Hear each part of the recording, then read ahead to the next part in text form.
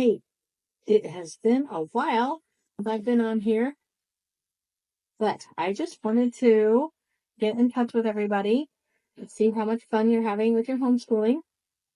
I have been watching on the Hallmark Channel Who Calls the Heart, and I keep being reminded of project-based learning because the teacher on there, Elizabeth, not Thatcher, this is Elizabeth Thornton.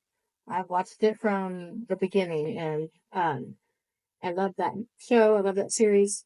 But lately, she has been um, discovering project-based learning and practicing it with her class, and she's even written a curriculum for it and everything. And that, as I'm watching that, I'm like, oh yeah, project-based learning is wonderful.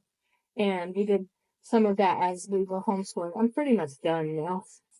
I don't like to be done with homeschooling, but until my grandkids get my one grandchild so far, until I can homeschool my grandchildren, I'm pretty much done homeschooling hands-on myself. But I still love it. I still want to encourage other homeschool moms to stay with it. And this is one of the things that I thought was just so effective in our homeschooling and homeschooling for anybody who, wants to shake things up a little bit, add some life to their lessons and to what they're doing in their routine.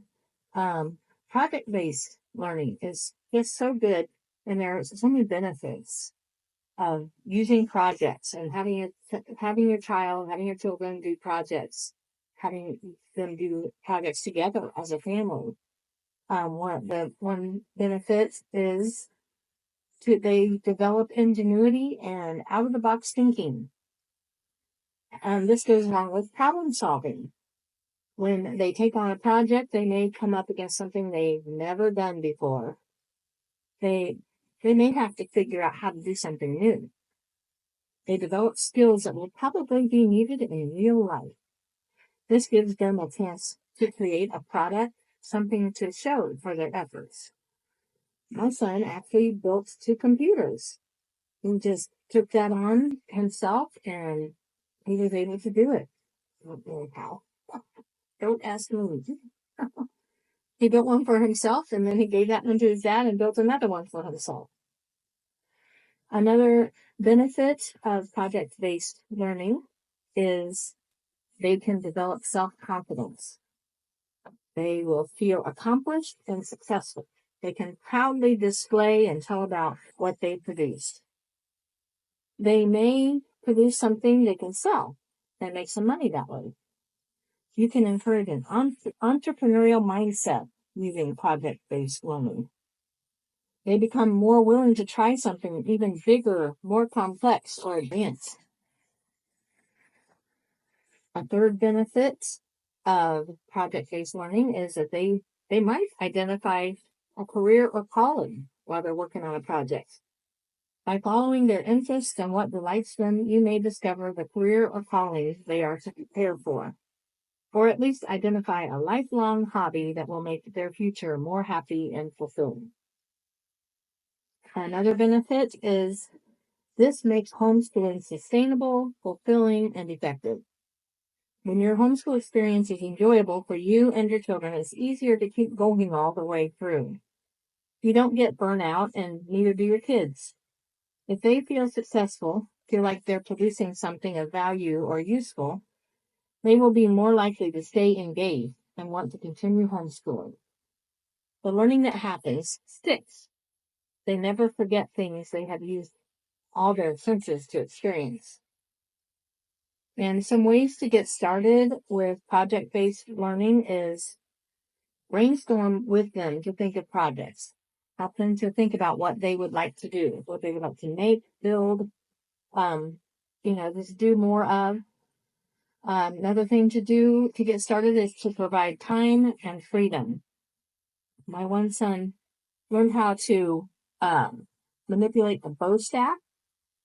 Just got a book that had the instructions for how to spin it and how all the different things that he was able to do with it. And he did it even though his elbows because of arthrogryposis. He was born with arthrogryposis, and his elbows don't bend all the way. This one elbow has like 90 degrees, and the other elbow has a little bit more bend. But he was able to do the bow staff and all of the moves and everything. And he just learned it from a book. Amazing. Using the Charlotte Mason principle of masterful inactivity, which is wise and purposeful letting alone, and having offensive authority in place, you can just provide them the freedom to learn something that, you know, it might be just way off the beaten path. It might be something never thought of anybody wanting to learn, but you give them time and freedom, and you will be amazed at the things that they can do. Another thing to do to get started with project-based learning is provide opportunities. And there are so many ways to get into something that will help them to work on projects like 4-H, dance class, acting classes. I have a son who did both of those, who did dance class and acting classes. He learned ballroom dancing. Boy, I'm talking about my sons a lot. Those are 3 different sons. Sewing, theater, and there's another son, the same one who built the computers. He did theater. I wish he had done more of it, but he did it for 1 season. I loved it.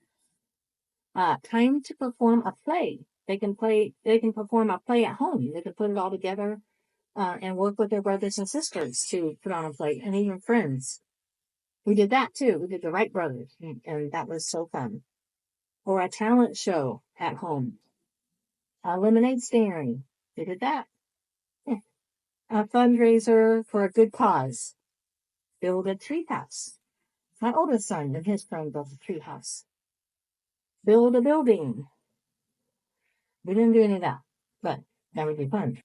Take apart old appliances, try to fix them, teach them life skills, plan an event, start a club. My daughter, Anna, started a club when she was about 12, I think, and the girls in the neighborhood came, and it had a little, not Bible story, but it was a Christian club, and she was amazing. They did a little project, a little craft each time.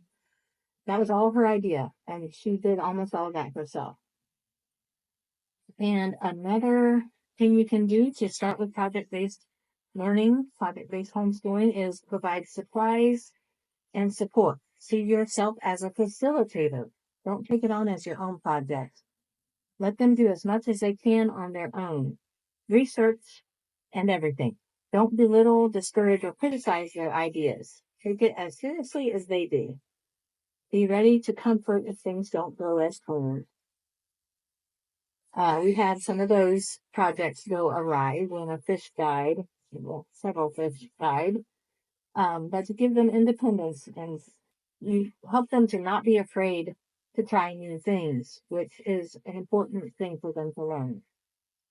And another thing to do or not to do when you are starting project-based learning is don't insist on extreme tidiness, especially with a creative child. Give them a space that is their own, that can stay messy and out of your sight if that bothers you.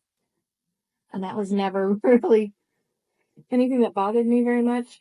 I'm kind of a messy myself, so I didn't really have that problem. I did, when things got too bad, then I would kind of whoo, and we'd have to clean that. But anyway, those are things to think about with project-based learning. If you want to learn more about that, Dr. Raymond Moore he wrote about that. He's been gone for a while. He's like the grandfather of homeschooling. But he has a book called, oh, yeah. He has a book called Effective Homeschool Families. I can't think of the first part of it. Wow. I say it all the time.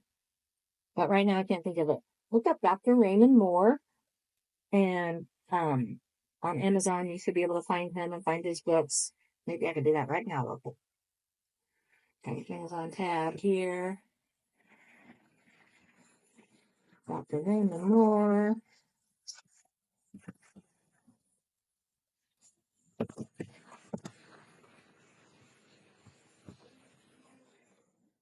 The Successful Homeschool Family Handbook. The subtitle, A Creative and Stress-Free Approach to Homeschooling by Dr. Raymond and Dorothy Moore.